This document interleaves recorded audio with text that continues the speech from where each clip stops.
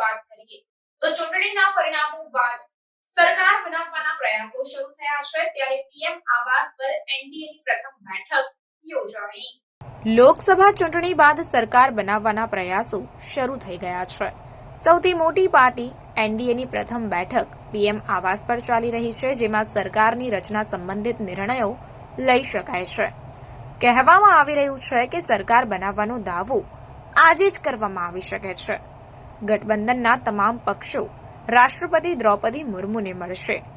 આ બેઠકમાં જેડીયુના નેતા અને બિહારના મુખ્ય પ્રધાન નીતિશ કુમાર, ટીડીપીના વડા ચંદ્રાબાબુ નાયડુ, એજેએસયુના વડા સુદેશ મહતો, આરએલડીના જયંત ચૌધરી, જનસેના પાર્ટીના વડા પવન કલ્યાણ, મહારાષ્ટ્રના મુખ્ય પ્રધાન એકનાથ શિંદે, એલજેપી રામવિલાસના નેતા ચિરાગ પાસવાન, અપના આદિવાસી વગેરે હાજર રહ્યા હતા અને અપના દલ સોનેલાલના નેતા અનુપ્રિયા પટેલ તથા એચએએમના નેતા જીતન રામ માંઝીનો સમાવેશ થાય છે।